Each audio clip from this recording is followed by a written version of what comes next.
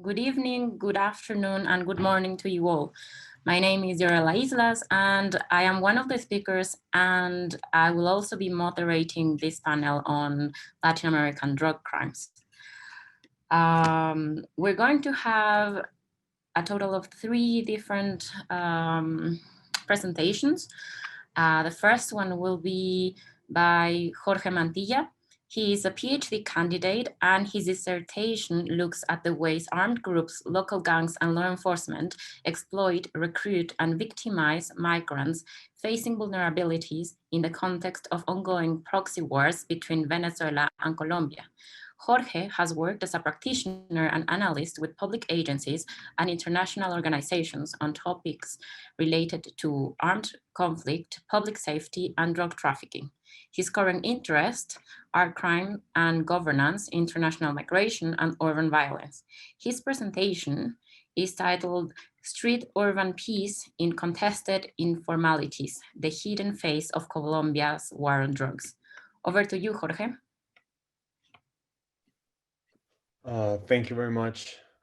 Thank you everyone for being here, for putting this conference together. I wonder if you can see the presentation or not.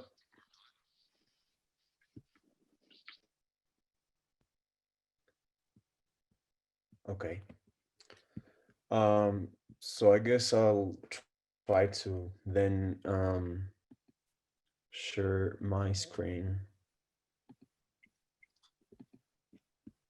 Okay. So I have in PDF. So let's just start.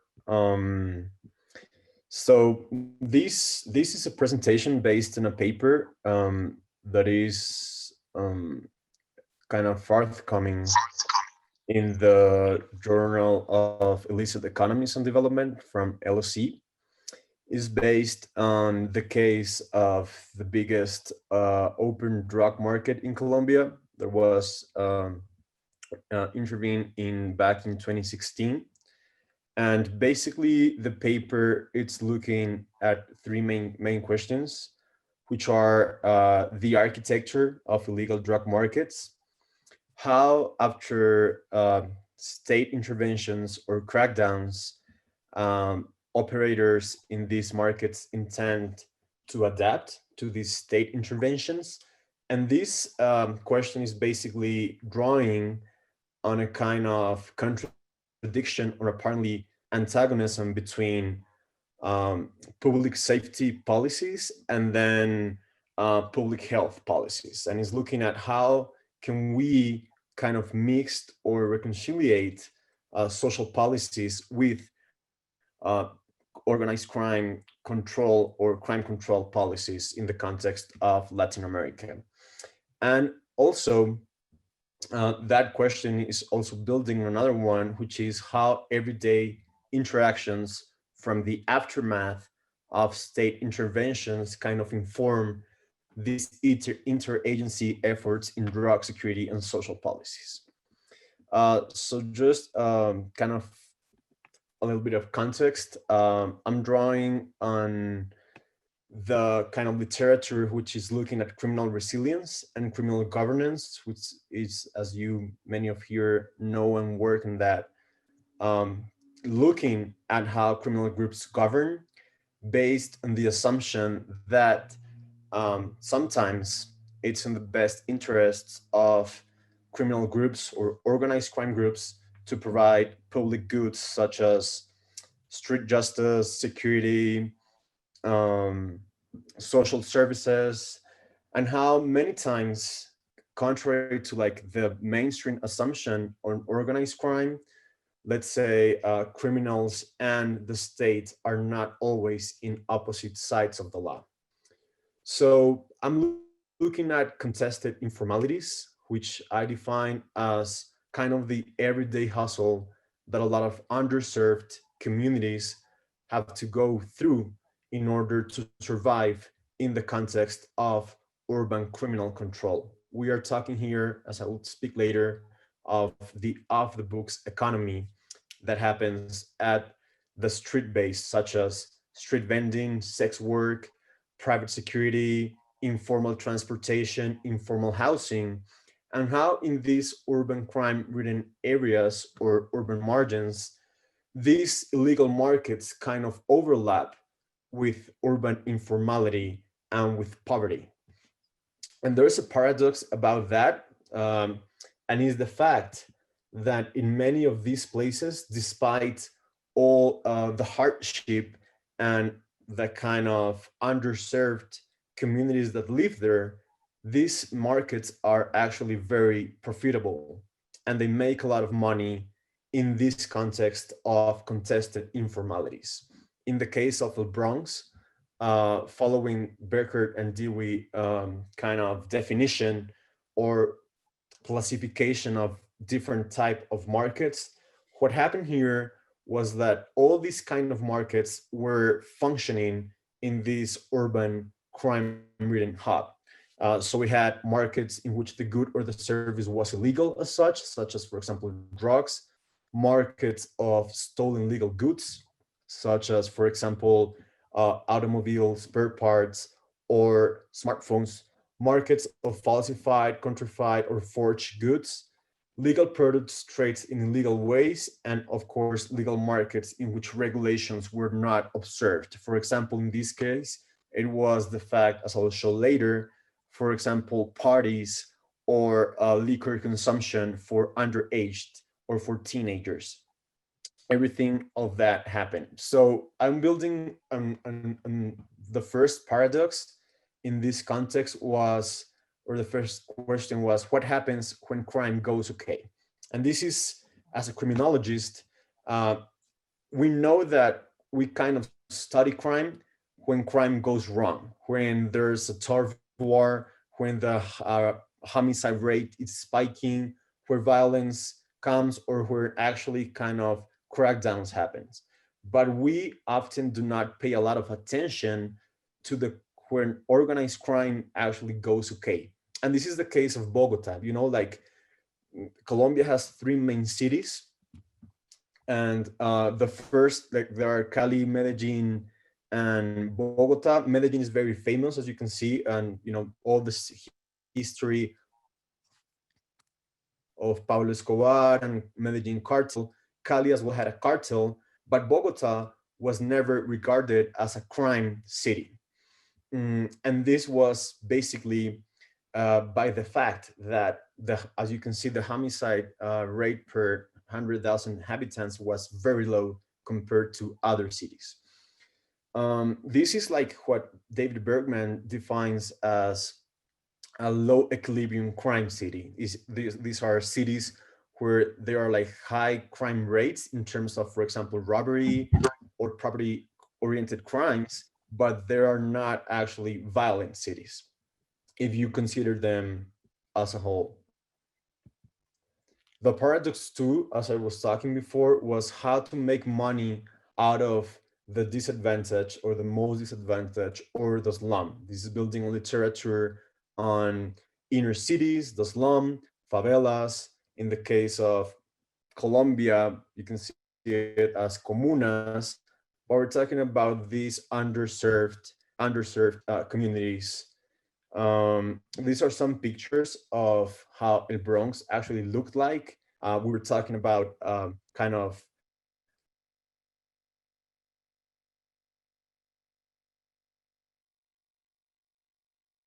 three, 4 blocks in drug users lived their everyday lives in this place. So here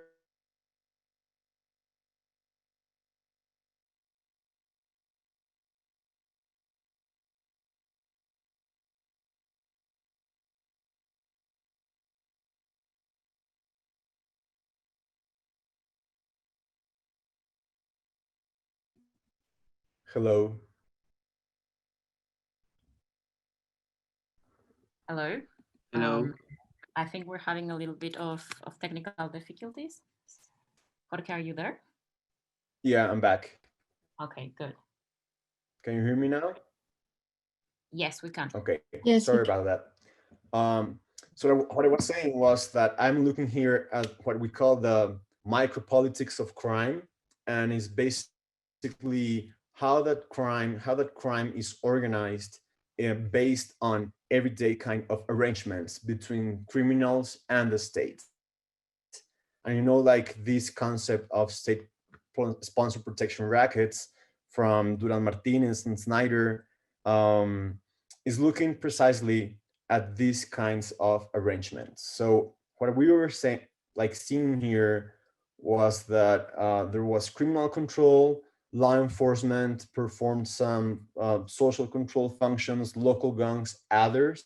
I don't want to kind of spend a lot of time here, but there was kind of a coordination in between criminals and the state for these open air drug market kind of to work and to work properly.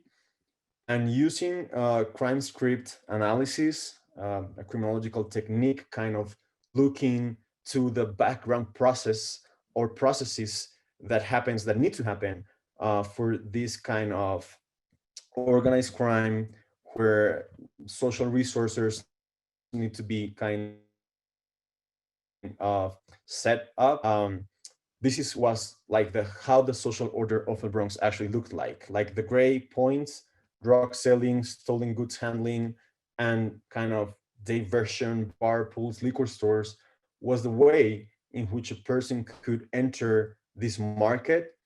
But the market had different kind of developments regarding if you were there to buy or consume like drugs on the base of retail, or if you were kind of doing bigger transactions, trying to kind of stocking warehouses, arms trafficking, satellite market supply.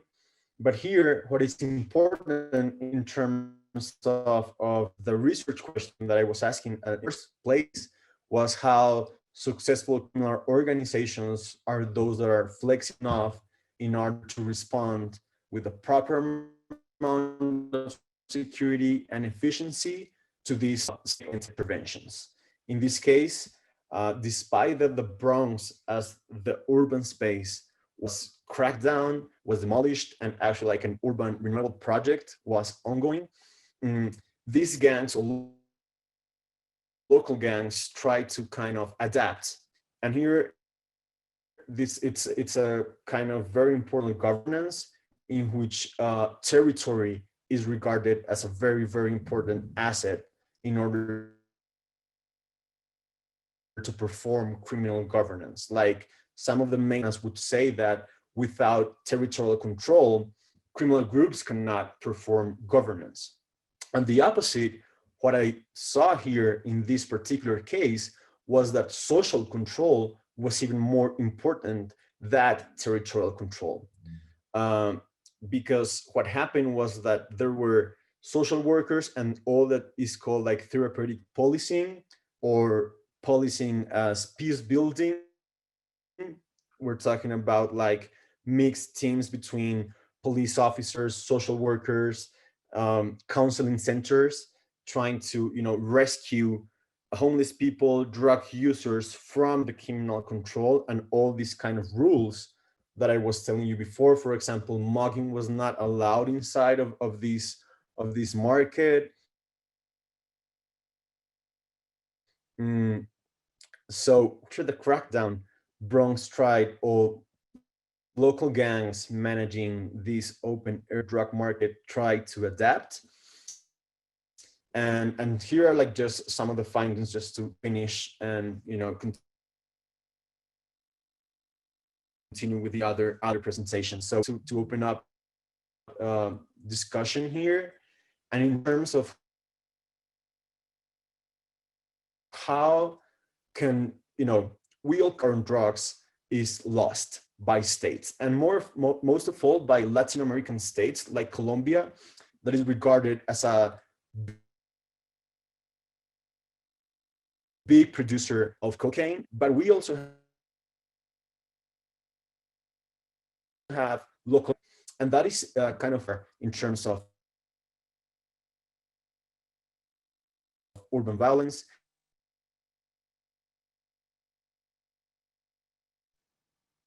in terms of urban street.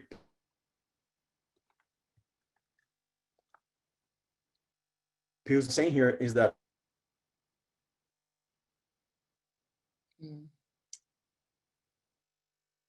again, we apologize for the technical difficulties. Hello, I'm back. Yeah, sorry about that. I'll end my presentation just like with some conclusions. Sorry about my Wi-Fi. Can you hear me now? Yes, could you repeat your conclusions, please? Hello. Yes. So my findings are like kind of 6. One of them is local gangs and law enforcement agents are not always in opposite sides of the law. I think that rather under specific circumstances, street level bureaucracies might further enforce criminal orders. As I said before, I think that fixed demand, like social control, is much more important for the functioning of criminal governance than territorial control. And when groups manage to control specific populations as irregular immigrants, for example, or homeless people or drug users, drug markets are more like a social kind of dynamic than a territorial one. Lastly,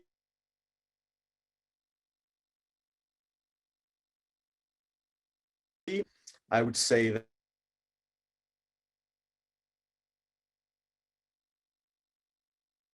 that in this case, in cities and in Colombian cities, or deterring these places. And lastly, just like often parallel sets of regulations imposed by criminal networks might continue to operate after state. So I will leave it there by now, and thank you, everyone. Thank you, Jorge. Thank you very much. I remind everyone that the questions will be made at the end, but you can still write them down in the chat. If you have a specific question for a speaker, please write it down in the chat as well so we know about it. So now it's my turn. My name is Diorella Islas. I have a PhD in politics, languages, and international studies from the University of Bath. Just a sec. Whoop. Sorry, technical problems. Yes, so I'm a researcher and a consultant in national and international issues, including transnational organized crime, policies, asymmetric conflict resolution, and strategic convergence between illicit groups. My presentation is titled Progressive Use of Violence as an Enabler for Transnational Criminal Organizations, and I'm going to share it in a sec. Just give me a moment. Here we go. I think it's this one. Yeah. Can everyone see the presentation? Yes. Okay, perfect. Thank you. Yes. Thanks. So I'm going to talk about the case of Mexico. The first thing I guess we'll need to know is that Mexico has 130 million inhabitants, and well, it has 1,900 kilometers square. And well, since the beginning of the war on drugs, we had more than 8,000 deaths per year. At the beginning, we had 8,000 deaths, and then it went increasingly growing until we have about 22,000 deaths reported for the year 2017 and 23 reported for the year 2018. Now, what's about violence? The first thing we need to understand is that violence comes from the number that we see in terms of deaths, in terms of homicides and crimes, right? So this is what we normally see in the Mexican news and the Mexican reports about organized crime, in which you have a spike of violence between 2006 and 2015 or 16. And this is normally used in terms of different debates to show how much Mexico has become a violent country. However, when you see it in a time frame, you realize that in 1992 and 1993, we had spikes of violence that were similar to those that we lived until 2009. And it was until later that the violence spiked forward. In terms of what this means for the country, it is usually said that Mexico is a very violent country, but the violence is localized in different states. This chart that you can see down here represents all the states in Mexico. So each line accounts for one state reporting their homicides and their violence. Now, the relevance of this is that when you compare it with the normal line that we usually debate, which is the one that is on the top, the total violence in Mexico, it's very different. So considering that Mexico has the size of half of the European countries altogether, if we go back and we analyze the violence in context in each state, we can have different outcomes, and realizing that not all of the states in Mexico are very violent. And the violence comes from different causes in different states. Now, I've identified different causes for the violence, and that's what I'm going to present very briefly to you today. First one is, well, inter-cartel conflict violence. The second is intra-cartel conflict. The third is cartel versus gangs. The fourth, cartel versus the state. And the fifth, cartel versus the society. Again, the gangs can also fight the government due to military operations, creating a Medusa effect and generating eventually a war on drugs. Now, intercartel violence. So the main characteristics of this intercartel violence is the conflict between one cartel and the other one. This is due to enmities, to the assassination of family members, or for the control of territories. During the 2000s, for example, the Sinaloa cartel under Chapo Guzman's leadership decided to attack the cartel that was controlling the western part of Mexico, trying to get more control of the territory. At this point, the people that is affected is mainly the criminals, and civilian violence is very, very rare. The next type of violence is cartel versus gang.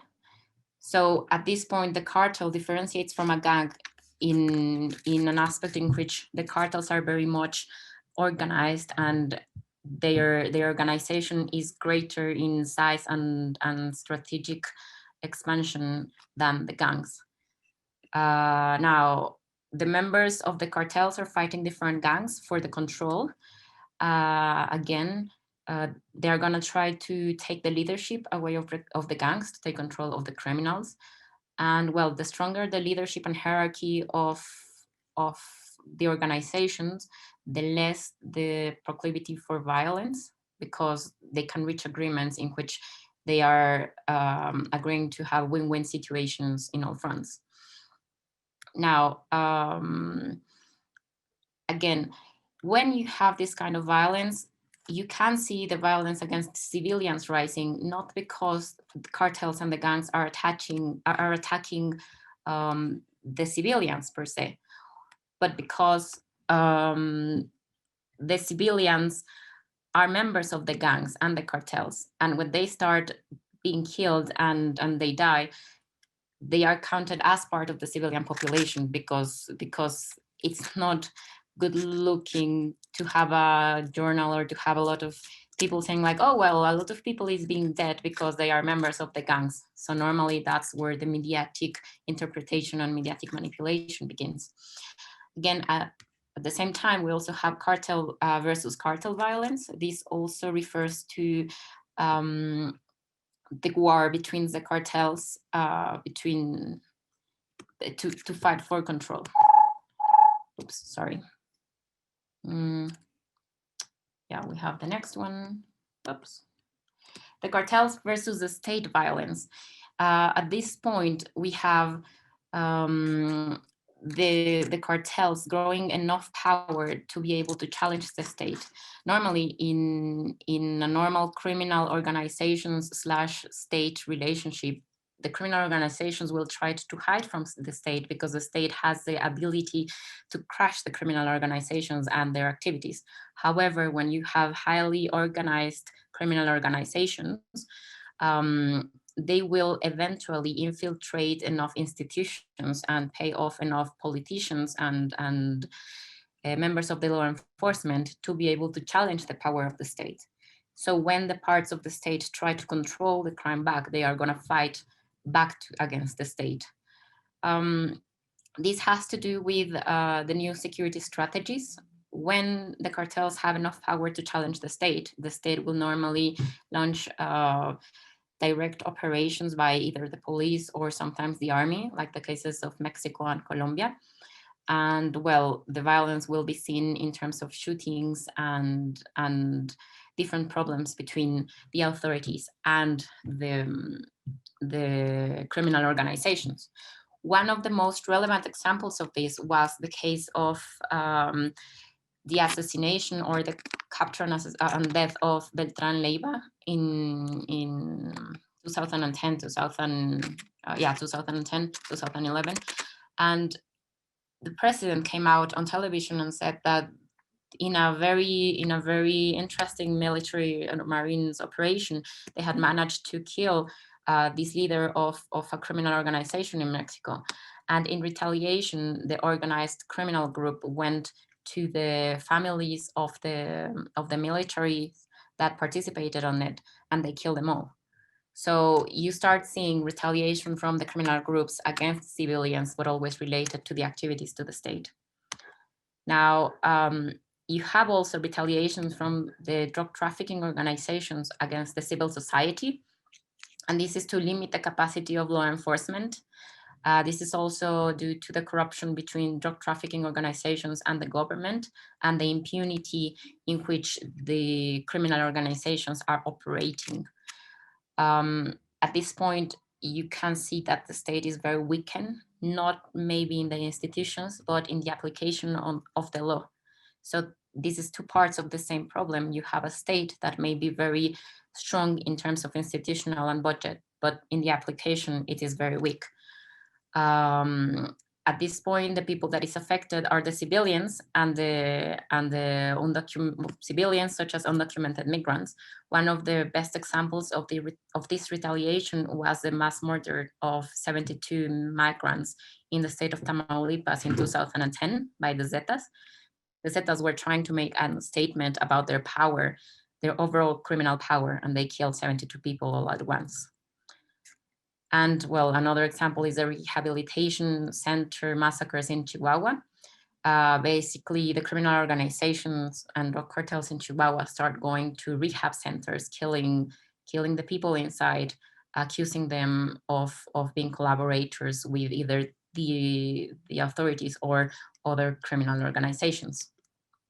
Now, the identified causes of violence related to the government have to do with the strategies implemented by the government.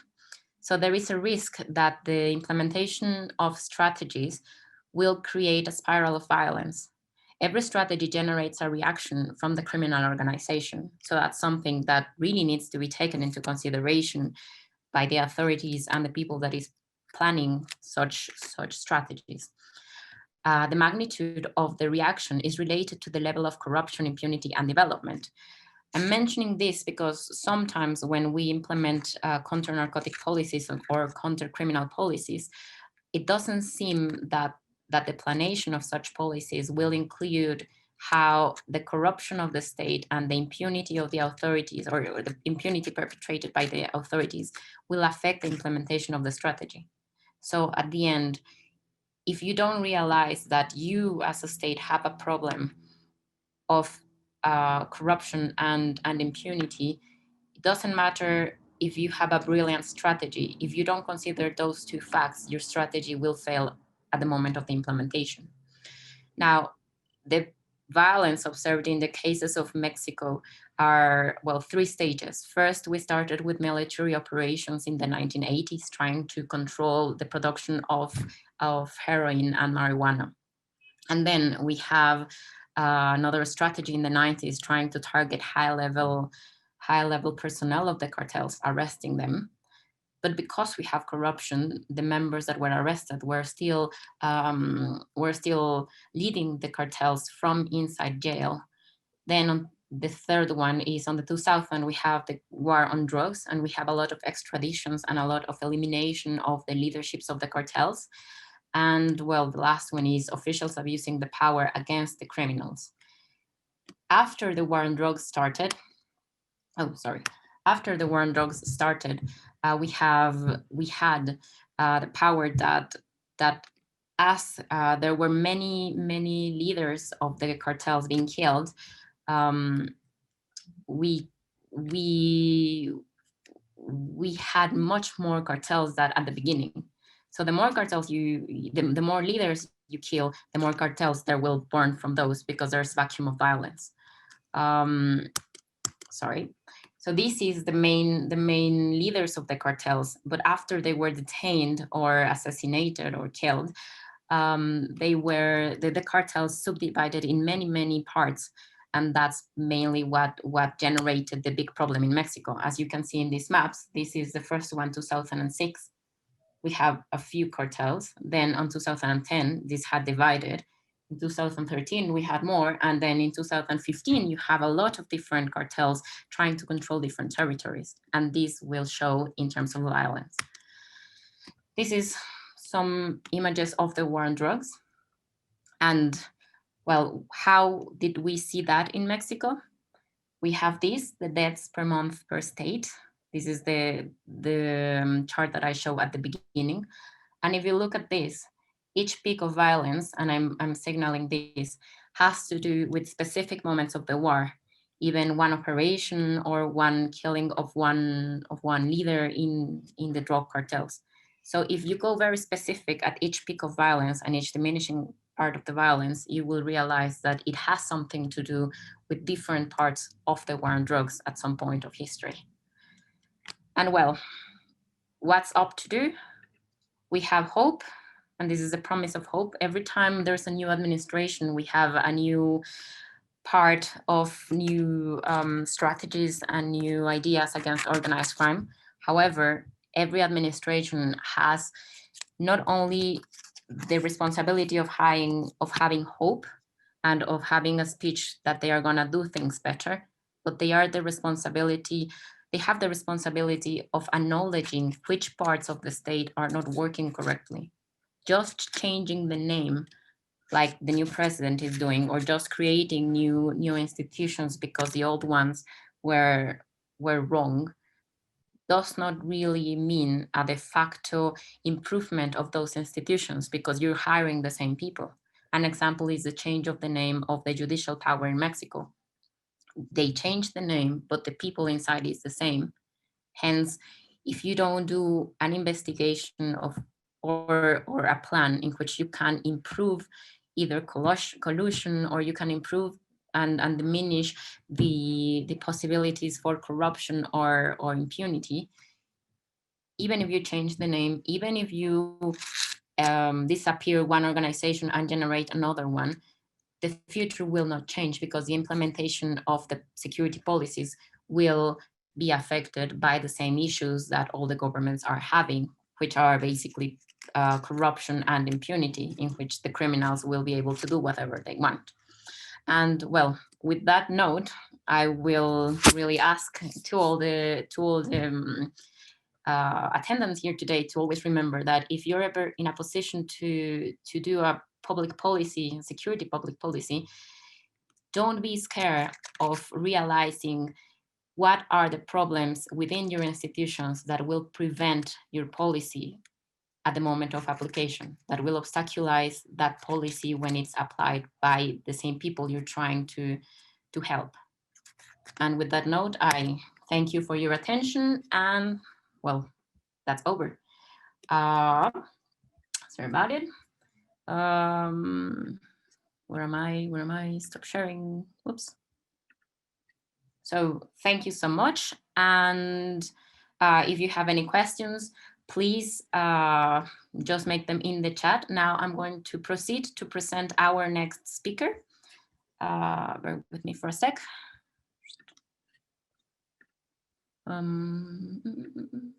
So our next presentation will be made by three amazing speakers. The first one is Gilberto Jiménez-García. He's a postdoctoral fellow at the Ministry of Science of Colombia. He's a doctor in social and human sciences, master in habitat, and bachelor in environmental management. His current work examines areas of violence, organized crime, drug trafficking organizations, and vulnerability. He currently leads the network of knowledge on violence and crime, La Red VICRI, for the name in Spanish. And the speaker that is going to talk with Williams is Natalia Bohórquez Bedoya. She is the coordinator of GI-TOC research group at the Universidad Tecnológica de Pereira in Colombia. She is master in ecotechnology and bachelor's in industrial engineer. Her research interests are related to the field of statistics and engineering and education. The speaker that is also talking with them is Wilson Arenas-Valencia. He is Dean of the Faculty of Business Science at the Universidad Tecnológica de Pereira in Colombia. He is a PhD candidate in projects, and he has a master's in statistics research, and a bachelor in industrial engineer. His research interests are related to systemic thinking. Their presentation is really interesting. The title of the presentation is The Relationship Between Drug Trafficking and Social Disadvantage with Homicide, a case study in the Colombian cities. And with that, I pass the word over to you guys. Welcome and thank you for being here. Okay, good morning, good afternoon, and good evening to you all. I share my presentation. Wait a minute.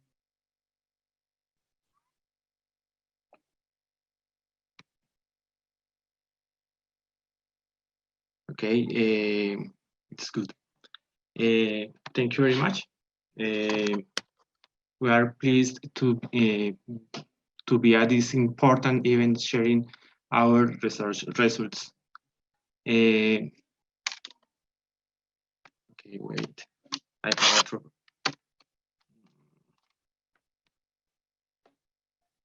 I'm sorry, I have a little trouble.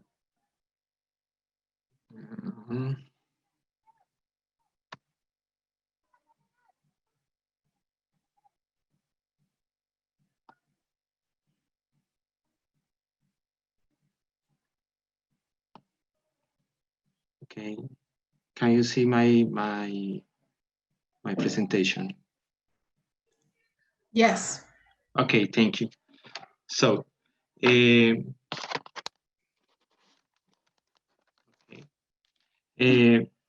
can see what is, oh my God, I'm sorry. I have a trouble, I don't know what. Okay, you can see the root of this presentation. Let's try to tell you from a common context, the particular situation of homicide in a Colombian city that is very connected to the global trade in goods and service. The city is Pereira, is close to Medellin and Cali, cities that in the cities works Jorge at the first presentation. This city has a strong market for drugs, both for local trade and for global trade of drugs. And this city has a high homicide rate, historical homicide rate. Can you see, we're talking about the Latin American city, similar, just like Rosario in Argentina, Belo Horizonte, is the same history for the cities, these Latin American cities. I'm sorry, I don't know what happened. Okay, Latin American, continue with this previous context. Let's look specifically at the case study and located geographically and politically. Latin America is the most violent region in the world. Nearly 2,500,000 people have died from violent causes in Latin America in the last 15 years. Colombia is a violent country. This is not a secret. Despite a dramatic reduction in homicide rates over the past 5 years, its homicide rates remain among the highest in the region. Among the causes for the murderous violence are the armed conflict that has lasted more than 6 decades, the death, social inequality, and the drug trafficking, being in Colombia the main exporter of cocaine in the world. Okay, we have, sorry, I have a little trouble with my presentation. I don't know why. I'm sorry, stop sharing.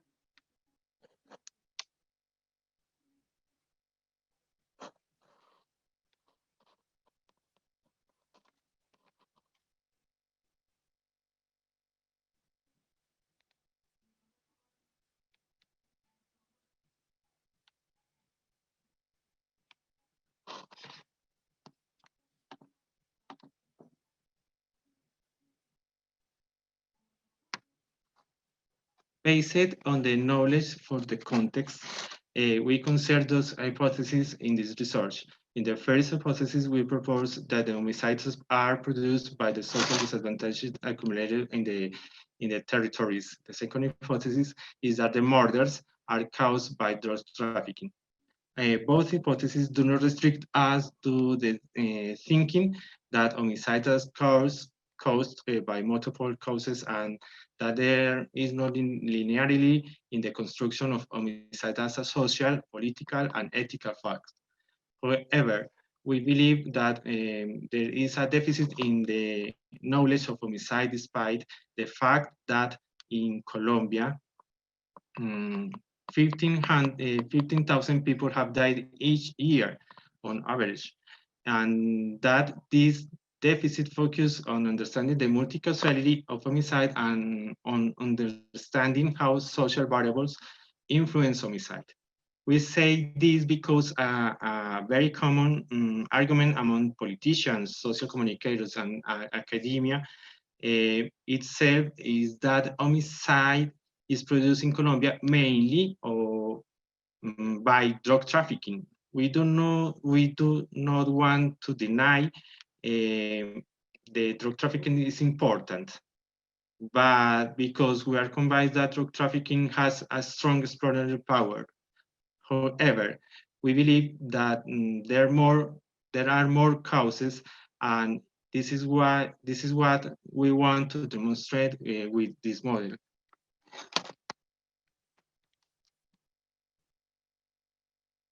We understand drug trafficking as a set of activities that are carried out in a planned manner to produce and commercialize goods and services, in this case drugs, that are considered by the legal framework of almost all countries of the world to be illegal. Drug trafficking is a productive system based on scientific literature and technical knowledge of criminal operators. We have divided the chain of production and commercialization of drugs into 4 macro processes. You can see that process in this picture. In our research, we have concentrated on the 2 that occur or happen in the city of Pereira and that are traceable and measurable for us. In this case, DTV and DTC, commercialization and distribution. Remember, our city has two kind of market, a local market and global market. The indicators we work on this study were drug seizure and drug captors for the police. For drugs such as cocaine, heroin, and marijuana. For us, social disadvantage are related to the ability of the population to access goods and service and to enjoy the rights and freedoms offered by the Colombian socialist state. With this definition, we are talking about material goods, intangible service and practice of good living. When a family cannot access these for these goods and service, freedom too, we are talking about it's being social disadvantage. The indicators we work on this study were income of households and single parents household hidden by women.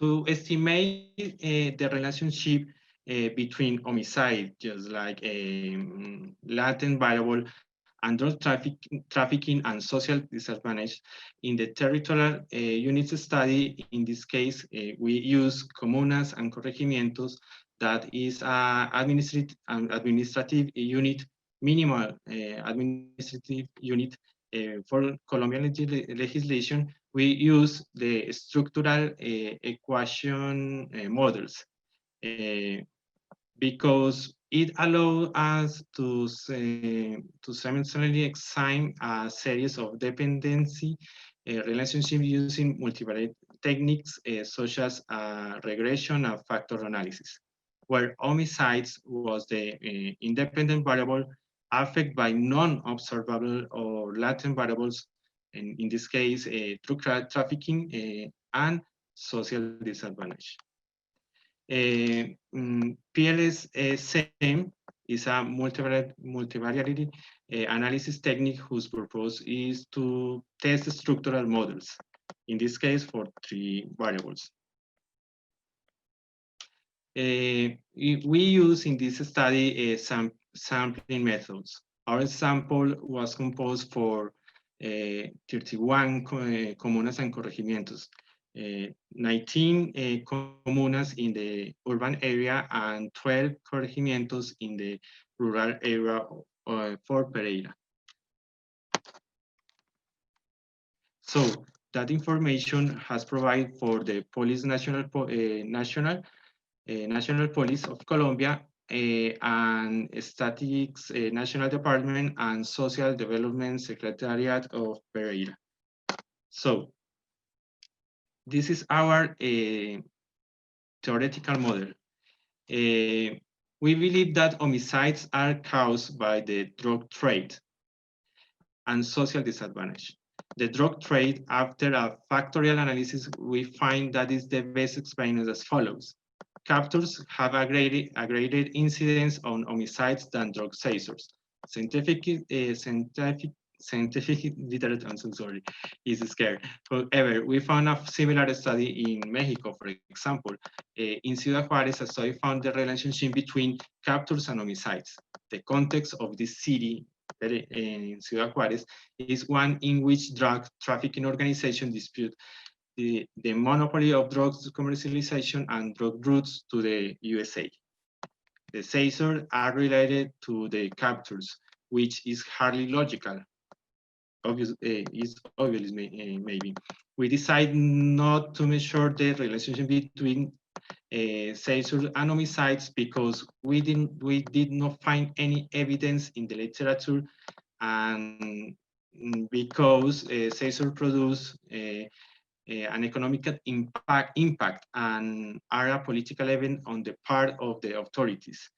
Seizures destabilize the finance of the drug trafficking organizations, but they don't undermine the confidence of their members, for example, and the consequence violence, as if the capture were happening. That happened in the Colombian cities.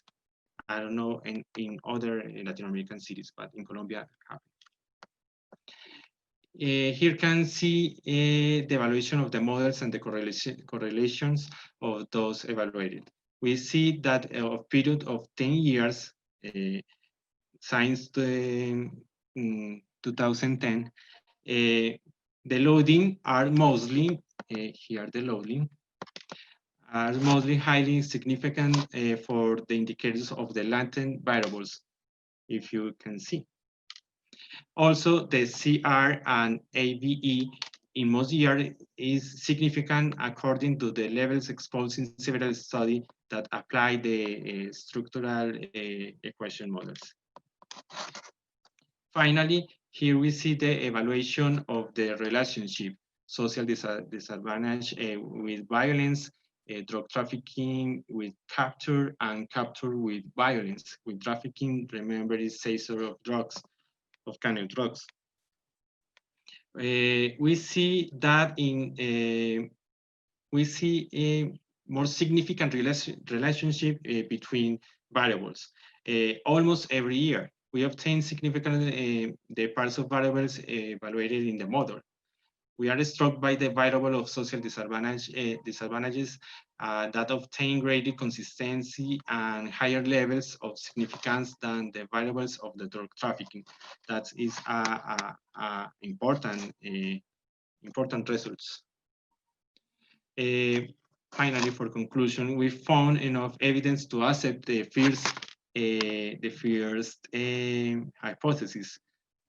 Homicides are produced by social disadvantages, and we can say that because we can find in other literature, scientific literature, especially from the theory of collective efficacy, such as results have already been anticipated. But really in the habitat scale that not show the same results. For example, geographical sectors of cities where low income, for instance in Pereira, for low-income households are concentrated are more vulnerable to homicidal violence. Households that are solely female-headed tend to concentrate higher numbers of homicides. In this study, our area, these indicators are produced by situations such as the existence of an illegal drug market, the recruitment of minors by drug trafficking organizations to the high levels of drug consumptions, and the absence of the states in these areas of these city areas. We believe that understanding the impact of social disadvantages will enable authorities to refine their strategies for reducing homicide and channel efforts and resources to address the problem. For example, policymakers with our finding may justify the creation of programs to improve household income or for family planning, or the violence of family parenting as a strategy for reducing homicide. The result we obtain in this study opens a new field of research to understand and counteract the impact of homicide in Colombia and Latin American cities. For example, we can investigate the influence of relationship of sexual rights, the role of mothers and fathers, and social cultural values of the family with issues such as crime prevention, criminal careers, organized crime, and citizen security management. For the second hypothesis, who relate homicide with drug trafficking, we can see in our study, there was no consistent evidence that allowed us to accept this hypothesis, as capture had no significant relationship with homicides. Given these results, we believe that it's necessary to consolidate methodologies that can more accurately measure the drug markets in cities and violence that this market generates. Since in our study, it was not possible to construct an accurate measure of drug trafficking. Perhaps with the data used, if we manage to prove the police operation against drugs, since the captures and seizures are made by the police at the action of this state agency, depends on the political will to confront the drug trafficking organization and to address the problem of drug marketing and consumption rather than actually reducing homicide in these cities. For example, in Pereira, it's very complicated because the drug trafficking organization leads the local government. It's clear that in order for drug trafficking to exist in a city, traffickers need implementation of protective technologies, which are achieved by means of personnel specialized in the use of violence and in the existence of weapons that guarantee harm and lethality in this practice, which is why it's obvious that in a place where there is drug traffic, homicidal violence is likely to occur. This results in the second hypothesis, which justifies an investigative process to measure the relationship between drug markets and homicides that can use more indicators than drug seizure and captures. For example, counting the money collected by criminal organizations, the number of children and young people who are recruited by drug trafficking organizations, the real operational capacity that drug trafficking organization has in the city. Infrastructure, for example, infrastructure, personnel, I don't know, the capacity of the drug trafficking organization to corrupt public officials, individuals. Finally, I think the other illegal markets that are operated with drug trafficking organization resources, arms, prostitution, illegal gambling, among others. So this is all. Thank you very much for your attention. I'm so sorry with my technical troubles. Thank you very much for that. It was a very interesting presentation. And now we're going to go to the questions.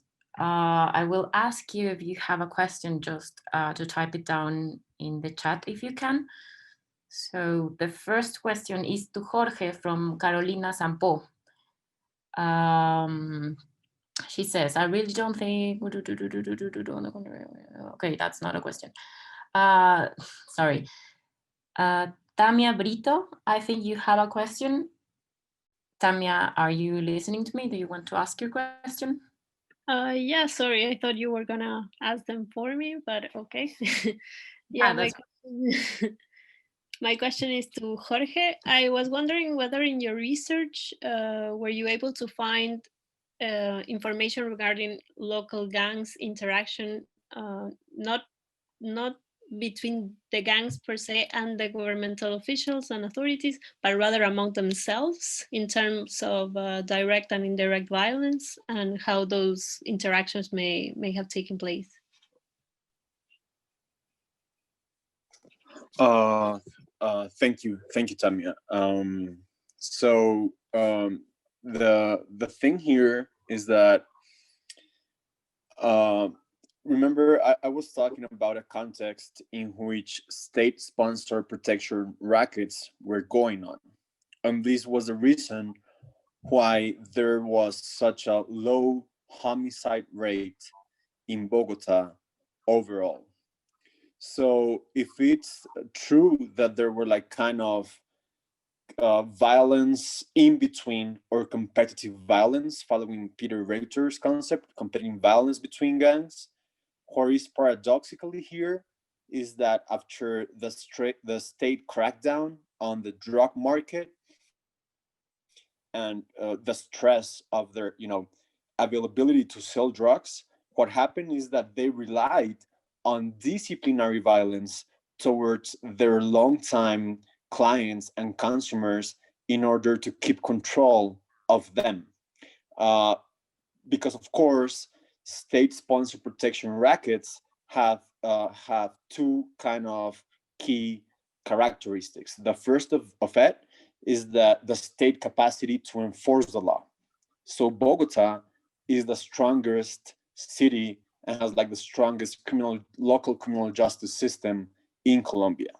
This means we have a police department who is capable of enforcing the law.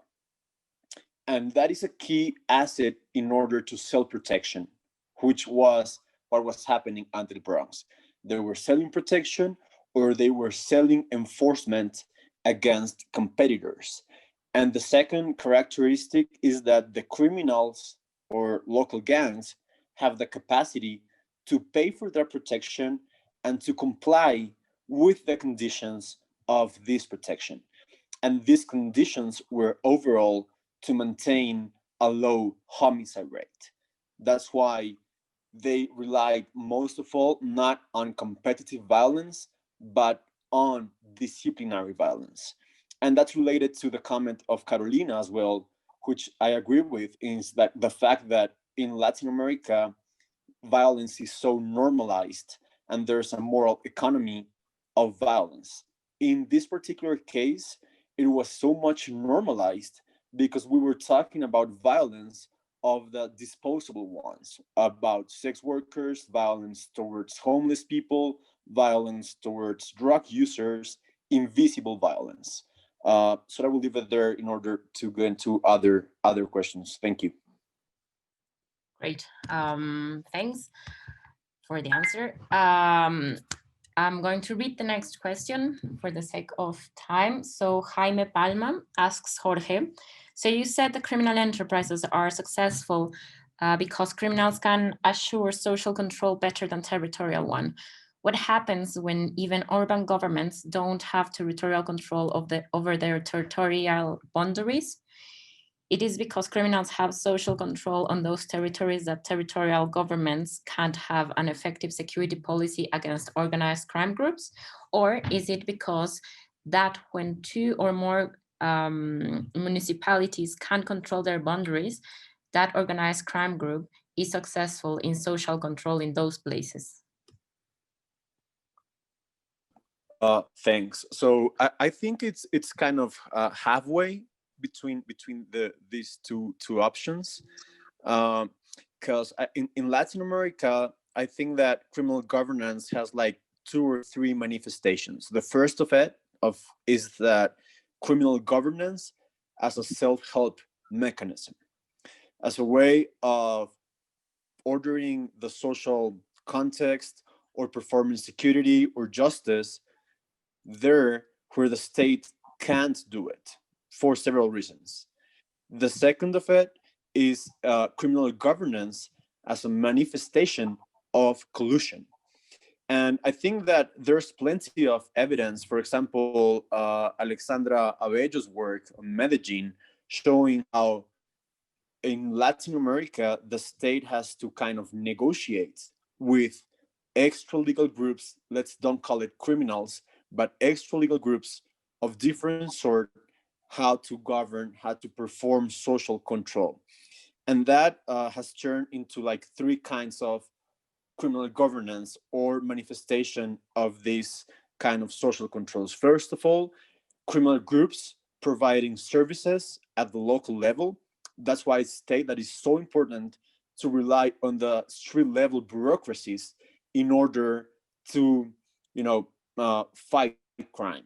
Because sometimes like national plans, strategic plans are defined at the very local street level. And that's where actually local everyday arrangements between criminals and the state take place. The second one is criminals as local governance arrangements. So for example, you can see it in terms of street justice, public service delivery, public or private security, invisible borders between neighborhoods, the prohibition to rob, to mug, the prohibition to consume drugs at certain hours in certain places.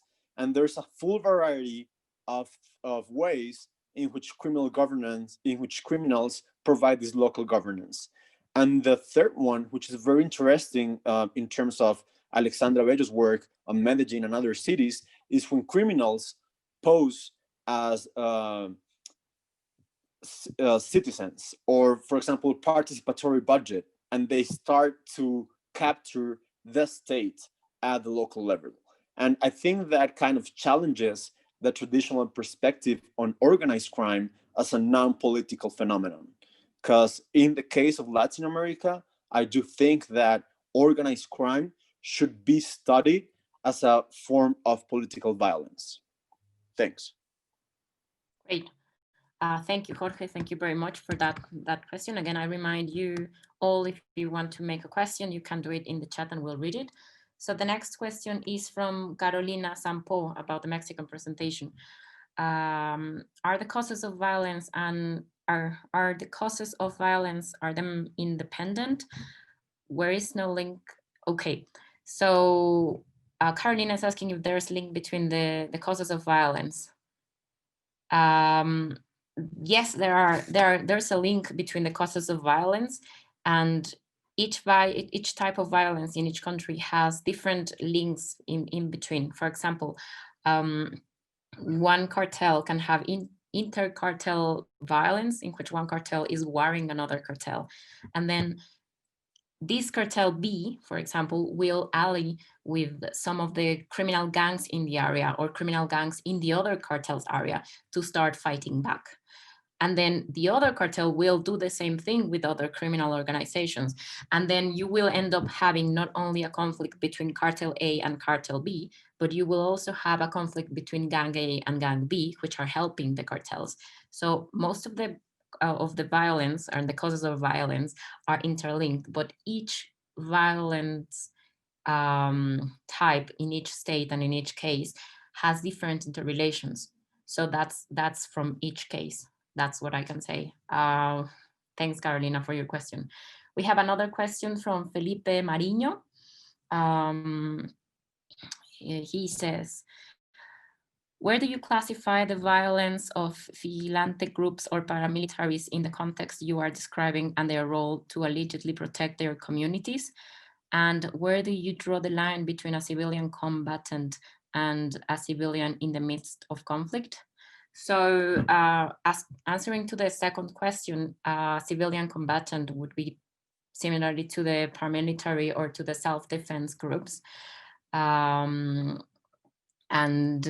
it's not only civilian combatants, because you also have civilian members of organized crime. So there's also an interesting debate between whether they are civilian combatants or they're just criminals.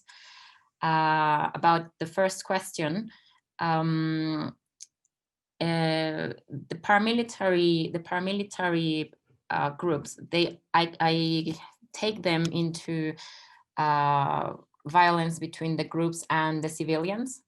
So when the civilians organize, but they don't belong to the state or they don't belong to the criminal organizations, they are still civilians. So that would be my answer. If you or have any further questions, for the sake of time, you can also contact me on LinkedIn. The next question is from, just a sec. I think this question is for Jorge or for Williams. Lottefier says, we say that the state controls more or less the cities, but that the OCGs are controlling the rural parts of the country. Is that true? I guess this question goes for the cases of Colombia. Jorge or William. The question is if the states are controlling the city and the criminal organizations are controlling the rural areas of the country. I will let William go on this one. Okay, I will answer this question in Spanish and use the translate service for the technical secretary, okay? So I answer to slowly. Realmente creo que eso depende de las organizaciones y depende, en Colombia particularmente, las organizaciones criminales controlan, y sé que en México también, controlan los gobiernos y ya no de una manera que hay una financiación de un gobierno y el gobierno tiene que responder como retribución a esa financiación. de una campaña política, sino que ocurre que son el gobierno. Las organizaciones criminales son el gobierno. Ejecutan presupuestos municipales, presupuestos regionales y presupuestos nacionales por medios de organizaciones no gubernamentales o siendo las mismas fichas dentro de los gobiernos. Hace 20 años nos preguntábamos cuál es la relación que tenían en el gobierno las organizaciones criminales con los gobiernos elegidos democráticamente, y hoy es muy difícil encontrar una división entre entre una organización criminal y un gobierno. Y no estoy criminalizando todos los gobiernos de Colombia, ni los regionales, pero sí estoy diciendo algo que es verdad y que se puede empezar a medir. Hoy, por ejemplo, tenemos municipios como cercanos a Medellín, donde los últimos 4 alcaldes han salido con investigaciones y han estado en la cárcel, y sus sucesores vuelven a estar en la cárcel porque sus relaciones con las organizaciones criminales son muy grandes. Y esto ocurre particularmente porque, a diferencia de muchas otras ciudades donde hay también consumo, donde hay también mercados de drogas, en Colombia confluyen los centros de producción, los centros de distribución nacional, internacional para, digamos, las grandes ligas, Estados Unidos, Europa, pero también para el comercio regional de Sudamérica, por ejemplo. Mucho dinero, mucho capital, mucho conocimiento criminal y una muy buena experiencia lo digo de forma satírica, entre la relación entre Estado y organizaciones criminales. Por eso creo que no es fácil decir que las ciudades son controladas por los gobiernos, porque no lo son totalmente, ni tampoco por las organizaciones totalmente. Ya hay una nueva forma de gobierno. Y las zonas rurales tampoco están desprotegidas totalmente por el Estado colombiano, ni tampoco son totalmente controladas por las organizaciones. Hay una nueva forma de gobierno, y esa nueva forma de gobierno hay que estudiarla. Thank you very much.